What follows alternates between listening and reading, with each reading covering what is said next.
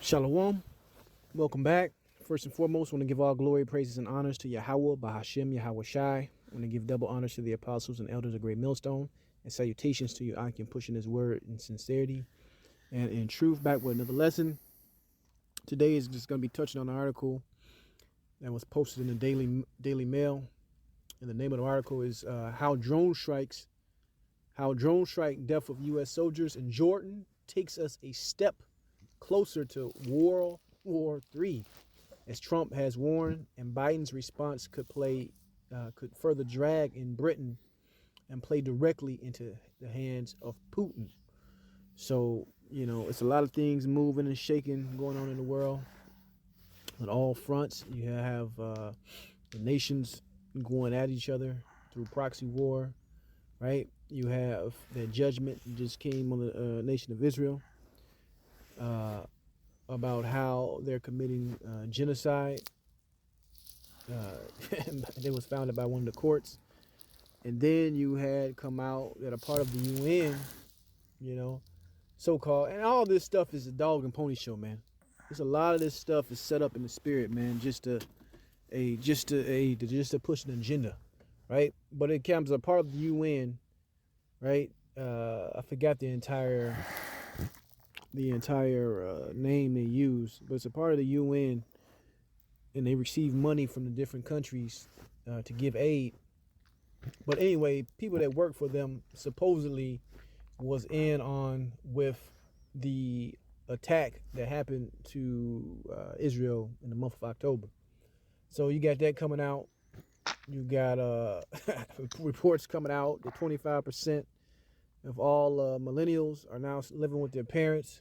So the American dream is completely over, and they list the ages from 25 to 41.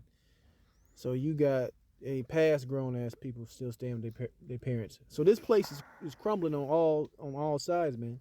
But I want to touch on this article. We're going to start reading it and grab a couple scriptures, and that'll be it.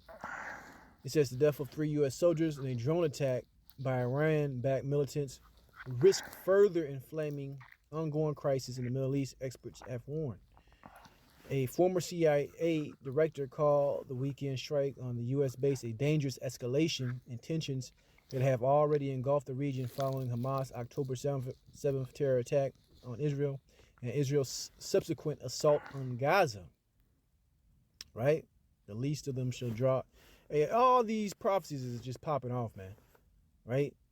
All these prophecies are popping off because the prophecy is very important, man. And you get everybody else focused on things that don't really matter. Before I continue, let's grab it. This is the book of Revelation, chapter 19, verse 10. And I fell at his feet to worship him. And he said unto me, see that thou do it not. I am thy fellow servant and of thy brethren, right? That have the testimony of Yahweh Shai. Now, this was an angel that John the Revelator was saying. But he said, don't worship him. Worship the Most High. It says, I'm of your brethren that have the testimony of Yahweh Shai. Worship the Most High, for the testimony of Yahweh Shai is the spirit of prophecy. Right? So prophecy is very important. Okay?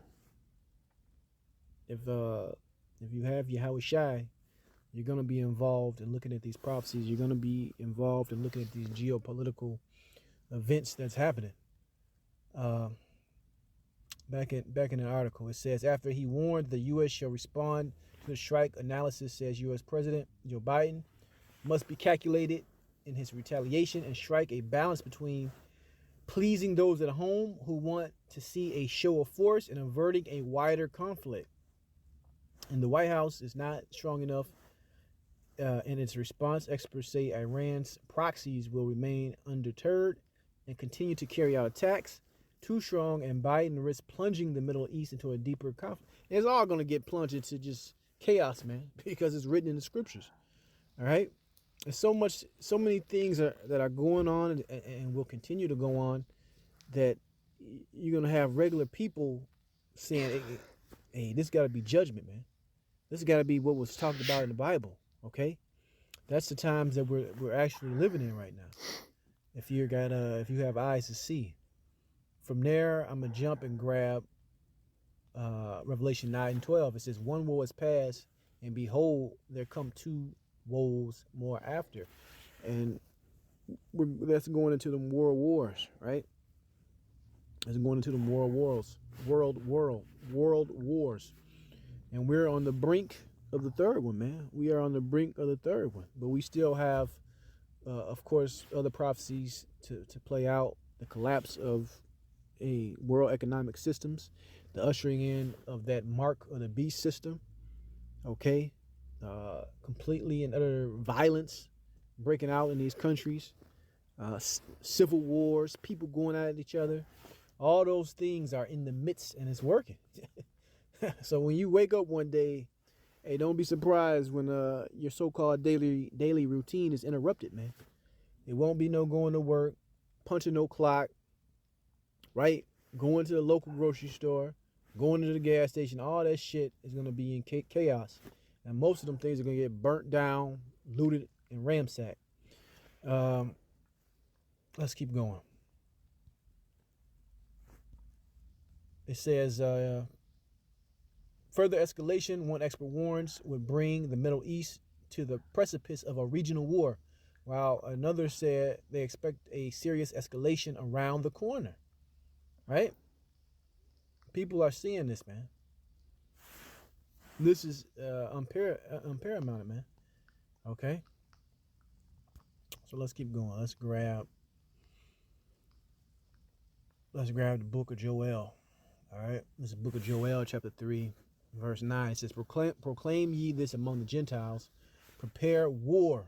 Wake up the mighty man. Let all the men of war draw near. Let them come up. Beat your plowshares into swords and your pruning hooks into spears. Let the weak say, I am strong. So you got that happening, man. You got these countries saying, the hell with America. The hell with the UN. The hell with the West. Right? They ready to go. Okay? They ready to go at these people. All right? And it's only going to increase more when the cat comes out of the bag that the U.S. of A is the bad guy, man. Mystery Babylon itself. It says, assemble yourselves and come all ye heathen and gather yourselves together round about thither. Cause thy mighty ones to come down, O Lord. Let the heathen be awakened and come up to the valley of Jehoshaphat, Yahushaphat, right? For there will I sit to judge all the heathen round about. Put ye in the sickle, for the harvest is ripe. Come get you down, for the press is full, the fats overflow, for their wickedness is great. Multitudes in the valley of decision, for the day of the Lord is near in the valley of decision. So there's going to be great judgment taking place. They're going to send a lot of people over there to the Middle East, right? And those troops, they're not coming back, man. A draft is going to be instituted, and they send you over there, you're not coming back, man. Judgment is going out in full force. Okay? Full force, man. Because you're going to have America try to back them small hats. And guess what? They're going to draw them into something that they're not going to be able to get out. Right? Let's keep going. Let's see what else is in this article. It says, but in doing so, meaning further escalation, Biden also runs the risk of playing into the optimal scenario of Vladimir Putin, whose war in Ukraine would benefit greatly from a wider conflict. Meanwhile, one British MP warned that escalation in the volatile region also affects the UK, saying that it could become a necessity for Britain to get involved. It's important that the British people understand this. This is one example of many of the new era of insecurity that we're entered, and we need to prepare for, said former Defense Select Committee Chairman Soldier Tobias Elwood. Such concerns come amid fears that the wars in Europe and in the Middle East could proliferate into something even larger, and it will. And like I said, we just read the Bible prophecies, the third war's woe, right? The valley of decision, the valley of Jehoshaphat. All these things will happen, man, and you see them You see the wheels in motion as I speak, man. You see the Lord putting the spirit on these leaders, the Lord putting the spirit on these groups to do his will, which is happening at the end of the day. You know, it says proliferate into something even larger. With former U.S. President Donald Trump warning on Sunday, we are on the brink of World War III. Hey, so even Trump knows, man. Hey, even good old Trump knows. But that's where we at with this thing, man. It's gonna be chaos on every side. Chaos is gonna be on every side. Now let's grab that in Amos and we'll end it there. Amos 5:18. Woe unto you that desire the day of the Lord. To what end is it for you? Right. If you're not part of the elect, you know, the great multitude is going to be saved, 144,000. Hey, the day of the Lord is nothing nice, man. Right? And even if you are a part of those two groups, the 144,000 and the innumerable multitude, the scriptures say that the righteous shall scarcely be saved. So we're gonna be pushed to the limit too. Don't forget that. It says the day of the Lord is darkness and not light. And if a man did flee from a lion and a bear met him, or went into a house and leaned his hand on the wall and a serpent bit him. So every direction you're trying to flee to safety, guess what? The Lord is sending what? More judgment, more hell, more chaos. It's gonna be like a time like never before, as the scriptures describe. Verse 20, shall not the day of the Lord be darkness and not light, even very dark, and no brightness in it?